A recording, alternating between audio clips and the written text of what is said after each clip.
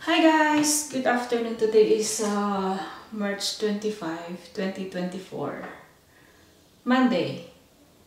So, ikikwento ko sa inyo mga friend, no? Pero i-ready ko lang yung mga niluluto ko. Guys, gusto ko pala i-share sa inyo, no? Itong ganito ko.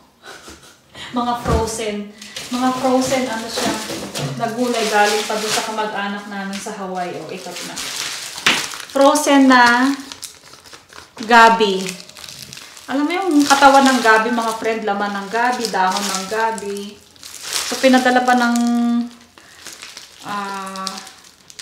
hindi, galing pala ng Pilipinas to mga friend. Umuwi yung tita namin sa Pilipinas.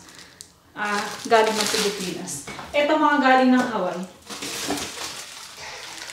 Labong. Meron pa ako ang palayang hiniwa-hiwa na.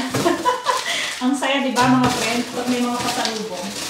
Tapos, ito mga friend, oh, bunga ng malunggay na nalinis na, ready to cook na. Ang dami kong ganito mga friend. Tapos yung sili na hindi manghang, sa mga Ilocano, niluluto nila ito nung parang paksiw. Yung may bagoong, bawang, konting suka. Ito yung mga friend nakarating dito. Frozen din siya dumating mga friend, no? Kaya pinayagan siya sa customs. Pero pag sariwa, alam ko pag fresh, hindi naman yata po pwede. So naka-frozen ito mga friend din na naka-styro na dumating. Marami ako mga gulay-gulay. At ito, kung sa mga Ilocano, sa mga Ilocano mga friend, ito ay alokon. Oh, ayan oh. Alokon for the win sa mga Ilocano. Ay, kaya nga. Sara natin. Mga ano to eh, mga bambaplas. Ito malunggay. So ngayon mga friend, ang iluluto ko ay asan na? Yung marami kasi akong ganun mga friend.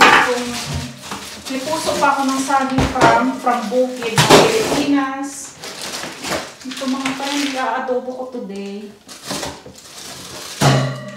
Tsaka ito, dagdagan natin para marami para masarap. At nako mga friend, kung hindi nyo lang din naman kung nalalaman nyo lang. Katuday Sesban flower from our relatives in Hawaii. Thank you very much. Marami po akong ganito. Wala pong nabibiling ganito madalang, kung meron man. Walang nabibili halos dito sa Canada. Ang katuday. Favorite ko po. So guys, no, ikikwento ko sa inyo mga friend. Kaya ito mga kamag-anak namin na umuwi ng Pilipinas, pinapadalhan kami ng mga ganitong gulay. Kasi 13 years kami mga friend na hindi nakauwi ng Pilipinas. Wala kaming yung mga nagsasabi sila, anong gusto niyong pasalubong? Hinihingi namin bagoong, mga ganito. Wala kaming hinihinging iba kundi ang mga bagoong. Kasi hindi kami nakakauwi mga friend, no? At ayan. Babad natin siya para mato. So, ang asawa ko mga friend ay 13 years na hindi nakaka-uwi. Kasi 2011 pa nung kinasal kami, hindi siya nakauwi, magbuhat noon. Tapos, ako ay hindi nakauwi 2012. So, 12 years na rin ako hindi nakauwi.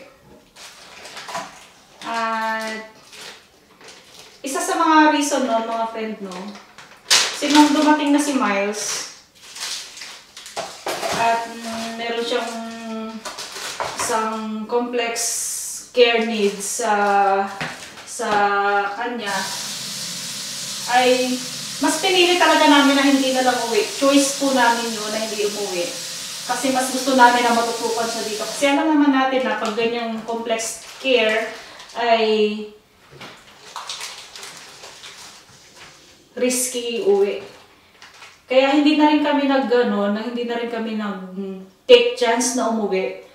Kahit na ipaalam, pwede sabi ng iba, ng mga nurses na nakakausap namin, mga nurse ni Miles, pwede natin naman siyang iuwi. Kailangan lang namin ng clearance ng doktor. So, kung may go signal ng doktor, ay pwede naman namin siyang iuwi, no? Pero choice namin hindi umuwi. Unang-una kasi, yung doktor ni Miles, ay nung baby siya, 2 weeks, kailangan namin mag-report, kailangan namin i-meet yung doktor, tapos lagi-lagi siya noong merong ECG, EEG, X-ray, neurologist, lahat yan. Talagang isang team siya mula sa Glenrose na minimit namin. Tapos, isa pang dahilan pangalawang dahilan ay yung kanyang gamot ay madaling mag-expire kasi yung gamot niya kakaiba, no?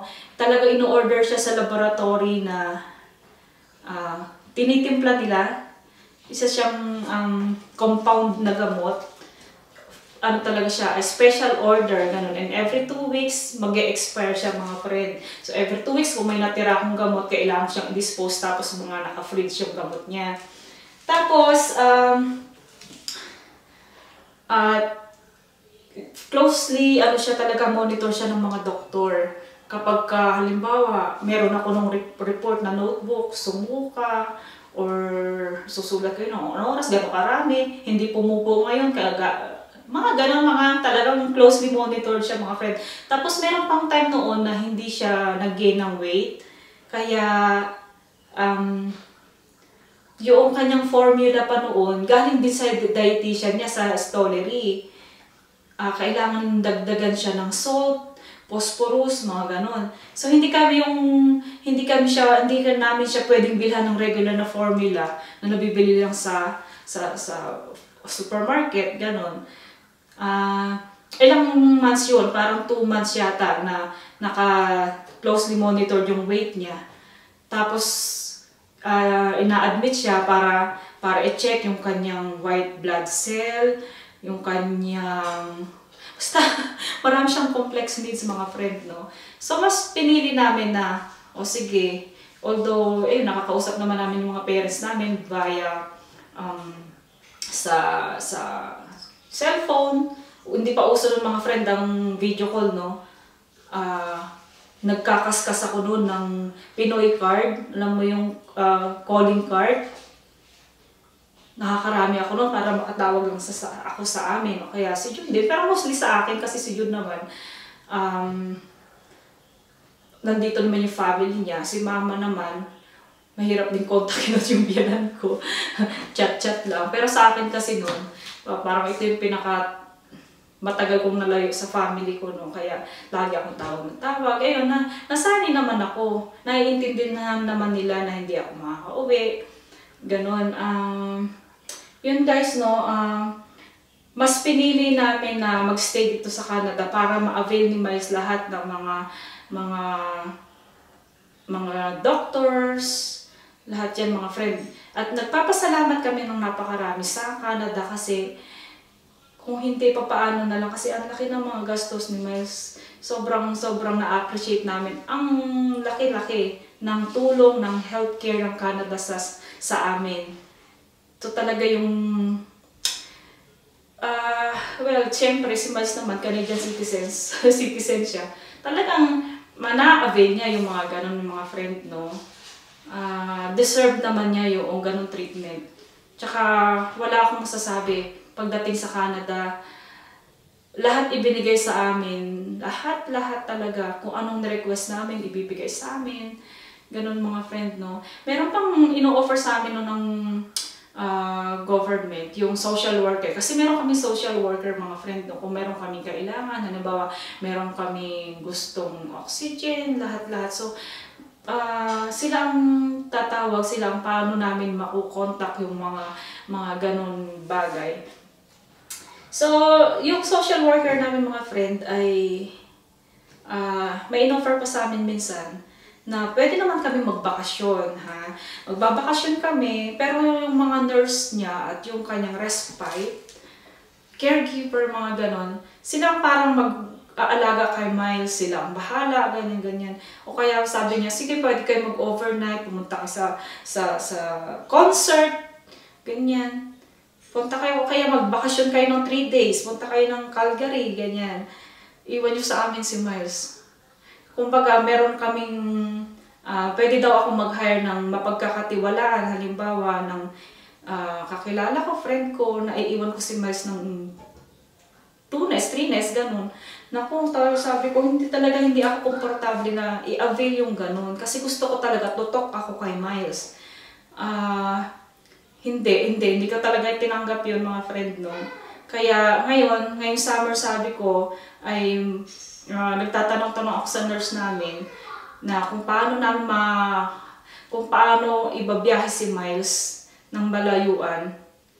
Pero sabi ng nurse namin, ay kailangan ko pa rin ipaalam sa doktor para mabigyan ako ng list ng mga gamot niya, anong mga dadalhin just in case emergency, kumbaga yung pinaka-brief na summary na nangyari kay Miles. Kasi syempre, pag mag-out of town kami, hindi nila alam kung ano nangyari kay Miles. Diba? Kung anong kanyang situation, anong kanyang history. Hindi katulad kapag pupunta kami lang sa hospital niya, pag nilagay yung kanyang SIN number o kay Alberta Healthcare number niya, alam na nila anong history ni Miles. Halimbawa, pupunta naman kami ng province na iba.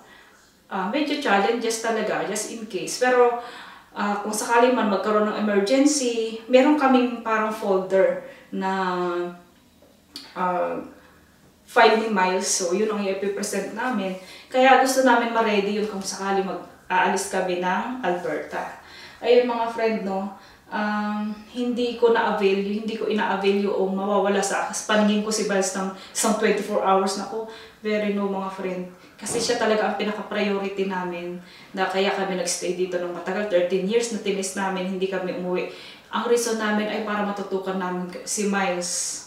Yung choice namin yun. At gusto namin na makita siya na okay siya. Halimbawa nga, mamamalengke ako, so meron siyang caregiver, no? Lagi akong tawag ng tawag, o kaya meron akong camera, nasa room ni Miles, nakamonitor siya. Ayun, mga ganon, mga friend, no? So, hindi kami nagsisisi na hindi kami umuwi ng 13 years. Pero,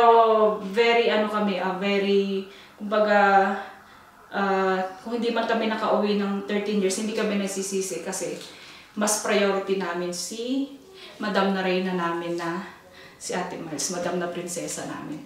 Ayun, mga friend, no?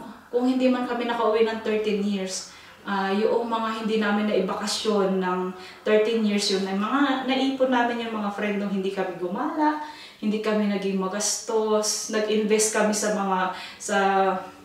tracking ng asawa ko. Ayun, yun yung pinagsimulan namin sa 13 years. Pero yung asawa ko kasi, 2004 pa nandito, no? Sa 2004 na yun, hanggang kinasal kami ng 2011, parang 2 years lang siya umuwi. And then, 2011 hanggang ngayon, hindi na kami nakauwi. Kumbaga guys, siguro hindi ko naman masasabi, pero nakapag-invest kami, kaya nang okay naman. Kaya, ayun, yun ang dahilan. Sana naging malinaw sa inyo. Sana naman ay na-share ko sa inyo ng bahagya na yung 13 years na yung mga friend na hindi kami umuwi mag-asawa, na malaking impact sa amin yung mga friend, no, na ayun, nandito kami sa Canada, nag-grind kami ng hard work, ng mga ganyan, hardworking, grinding, investing. Ayun mga friend, sa 13 years isipin nyo, wala kaming bakasyon, wala kaming gastos masyado, hindi kami naging maluho. Ayun mga friend,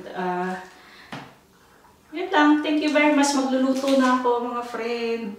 At please, don't forget to subscribe, like, and comment naman, mga kumars ko, mga kumpare na mga nanonood.